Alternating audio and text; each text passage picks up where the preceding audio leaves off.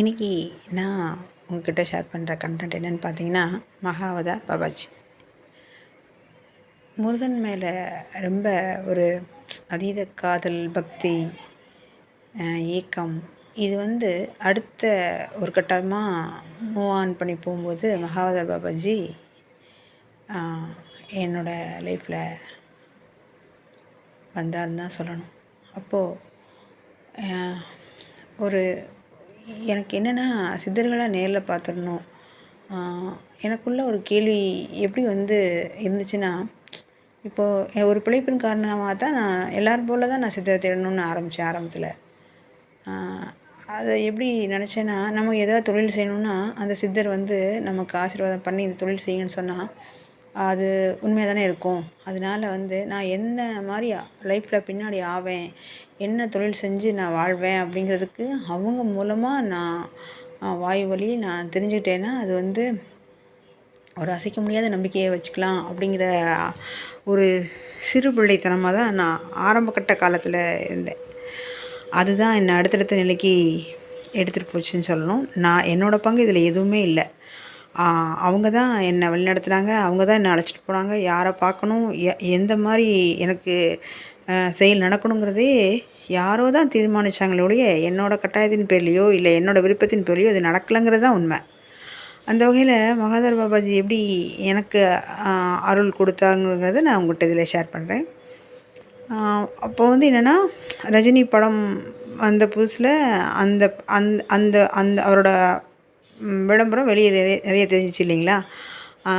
அவர் குகையில் அங்கே இருக்கார், அது ரஜினி போகிறது. அப்புறம் அந்த படம் நமக்கு ஒரு விதமான அந்த எப்படி அந்த அவரோட சீடரான லஹரி மகாசையர், யுக்தேஸ்வர்கிரி, அப்புறம் யோகானந்தர், இவங்கெல்லாம் அந்த நாகலட்சுமி அவங்க எல்லாமே சேர்ந்து கௌரி சங்கர பீடத்தில் எப்படி உட்காந்துருப்பாங்க. அப்புறம் அவங்க எப்படி எப்படி அங்கே மக்களுக்கு அருள் புரிகிறாங்க. இந்த மாதிரிலாம் ஒரு பேசிக் விஷயங்கள் நமக்கு தெரியுது இல்லையா? இந்த டைமில் தான் எனக்கு மகாதார் பாபாஜியோட டைரெக்டாக பேசுகிற வெங்கடேஷன் நினைக்கிறேன் அவர் பேர். அவர் ஒரு ஏட்டு போலீஸாக இருந்தவர். அவர் சதுரகிரி மலைக்கு போகும்போது அவர் அப்போ என்னென்னா, அவர் சதுரகிரி மலைக்கு போகும்போது அவரோட முற்பிறப்பின் காரணமாக அவரோட குரு யாருன்னா மகாதார் பாபாஜிங்கிறத கண்டுபிடிச்சி அதன் மூலமாக அவர் என்ன பண்ணார்னா, அங்கே மகாதார் பாபாஜி அவரை தடுத்து ஆட்கொண்டு அவர் அங்கே கூட்டிகிட்டு போய் எல்லா இடத்தையும் சுற்றி காமிச்சு சில மூலிகைகள் இதெல்லாம் பேர் சொல்லி அதோட வைத்திய முறைகளும் சொல்லி கொடுத்துருக்காரு. அப்போது இந்த பக்கம் போகாத அப்படின்னு சொல்லுவாராம். அந்த பக்கம் போகாதன்னா போகக்கூடாதான். அதே மாதிரி அங்கே ரொம்ப மேலே இருக்க மாதிரி இருக்குமா, இவர் கீழே இறங்கி பார்த்துட்டு இருக்கும்போது பார்த்தா இவரும் பக்கத்தில் வந்துடுவாராம். எப்படி இவர் இந்த மாதிரி வந்துடுறாரு அப்படின்னு யோசிச்சுட்டு இருக்கும்போது என்னென்னா, அதே மாதிரி அவர் குளிக்கும்போது என்னென்னா தண்ணி மேலேருந்து அப்படி அந்த இடத்துல மட்டும் மழை விழுமா குளிக்கிறதுக்கு.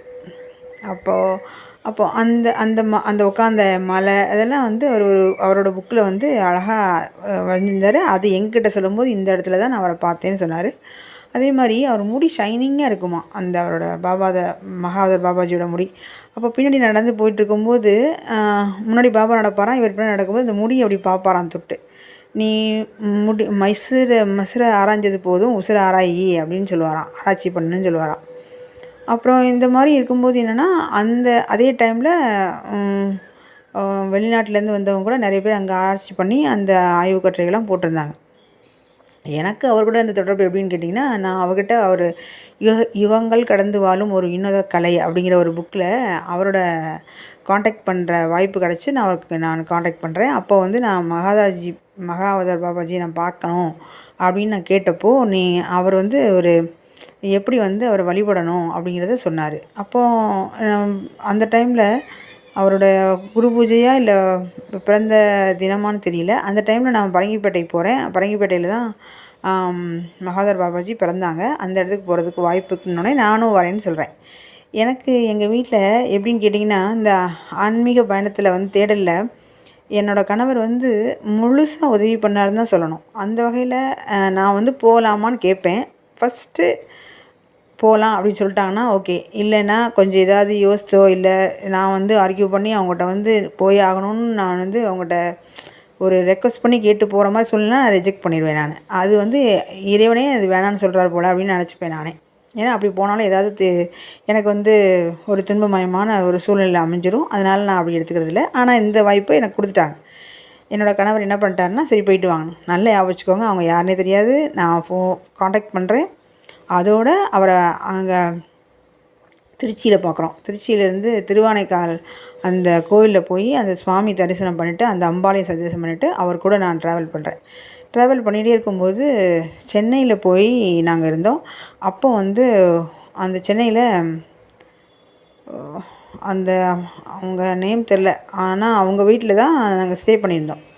அப்போது சத்தியமங்கலத்தில் டிஎஸ்பியாக இருந்த கருப்பசாமிங்கிறவர் வந்து இவரோட நண்பர் போல். ஏன்னா இவர் வந்து ஒரு ஏட்டு இல்லையா, அதனால் அவரோட நண்பர் வந்து கருப்பசாமிங்கிறவர் டிஎஸ்பியாக இருந்தார். அவர் வந்து ஒரு அவார்டு வாங்குறாரு அந்த நேரு ஸ்டேடியஸில்.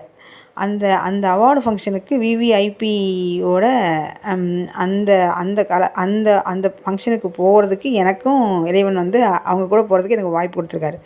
அப்போ அவர் என்கிட்ட சொன்னார், நீங்கள் ஏதோ முன்ஜென்ம தொடர்பு இருக்குது போல், என் வீட்டில் எங்கள் மனைவி என் குழந்தைங்கள்லாம் இதை வாங்குறதுக்கு வரல, ஆனால் நீங்கள் என் கூட இதை வாங்க வரீங்கன்னா ஏதோ தொடர்பு இருக்குது போல் அப்படின்னு சொன்னார். சரி, அப்போது அந்த வீட்டில் தங்கியிருந்தாங்கள ஒருத்தவங்க, அவங்களோட பசங்க 2 பேரும் வந்து ஃபாரினில் இருக்காங்க.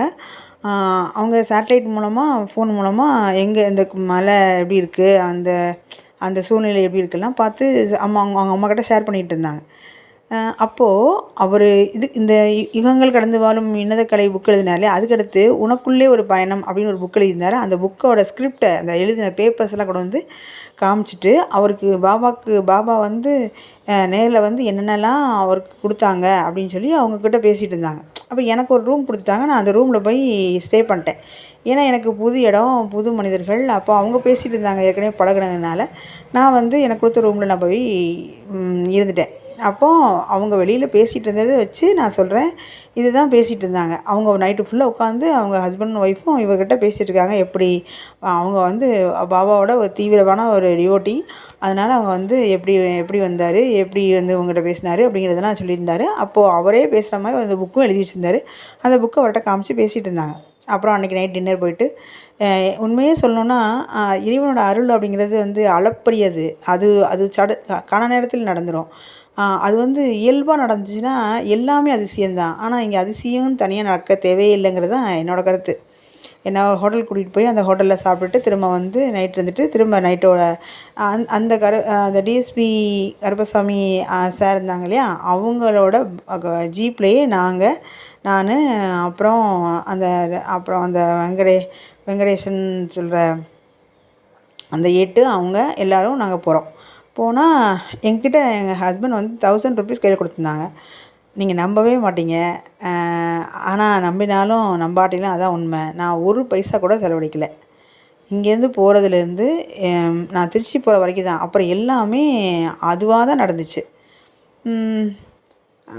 இதை நம்ம இந்த யோகியின் சுயசரிதையில் ஒரு நம்ம ஏதாவது ஒரு சித்தர்களோ ஞானிகளோ பார்க்கும்போது நம்ம கையில் பணமே எடுத்துகிட்டு போகாமல் போனால் நம்மளே அவங்க தடுத்தாட்கொண்டு எல்லாமே பண்ணுவாங்கன்னு சொல்லி பார்த்துருக்கீங்களா? அதே மாதிரி தான் நடந்துச்சு எனக்கும். நான் வரும்போது திரும்ப 1000 கொண்டு வந்தேன் இல்லை, அதே திரும்ப கையில் கொண்டு வந்தேன், அவ்வளோதான். எப்படி சொல்கிறேன்னு கேட்டிங்கன்னா, இப்போது நாங்கள் அங்கே போயிட்டோம், இங்கே பரங்கிப்பேட்டைக்கு போயிட்டோம். அன்றைக்கி இவர் வந்து நிறைய பூக்கள்லாம் வாங்கினாங்க. எனக்கு ஃபஸ்ட் டைம் போகிறதுனால எனக்கு இதை பற்றி எந்த ஐடியாவும் இல்லை. நான் அவங்க பின்னாடியே போனேன். அவங்களே போய் கடையில் போய் பூ வாங்கிட்டு வந்துட்டாங்க. நான் அந்த காரில் உட்காந்துருந்தேன், அவ்வளோதான். அப்புறம் சரின்னு சொல்லிட்டு அவரோட ஊர் வந்து சிங்கமுனரியா ஏதோ நினைக்கிறேன். அங்கே தான் வந்து அவர் வந்து ஒரு பாபாவுக்கு பெரிய சிலை வச்சுருக்கதாகவும், நான் அங்கே போனால் அந்த இடத்துலேருந்து திரும்ப நான் அந்த இடத்துக்கு வேறு எங்கேயும் போக மாட்டேன், அங்கேயே இருந்துருவேன்னு சொல்கிறதுனால இவங்க அங்கே வர வேண்டான்னு அப்புறம் அந்த வெங்கடேசன் அப்படிங்கிறவர் வந்து சொல்லிட்டார். அப்போது சரின்னு சொல்லிட்டு நாங்கள் சாமி கும்பிட்டு கிளம்பிட்டோம். அந்த டைமில் அங்கே ஒரு ஆலமரம் இருக்குது எங்கள் பரங்கிப்பேட்டையில், அந்த அவரோட அந்த பூஜையெல்லாம். அப்போது வந்து என்னென்னா அந்த இடத்துல எல்லோரும் என்ன சொன்னாங்க அப்படின்னா, அந்த இடத்துல இவங்களுக்கு மகாதர் பாபாஜி வந்து தீட்சையெல்லாம் கொடுத்துன்னு சொன்னாங்க. எதையோ 14 தீட்சையோ எத்தனையோ 16 தீட்சை இருக்குது, அதில் வந்து ஏதோ லெவல் வந்து இவங்களுக்கு கொடுத்தாங்கன்னு.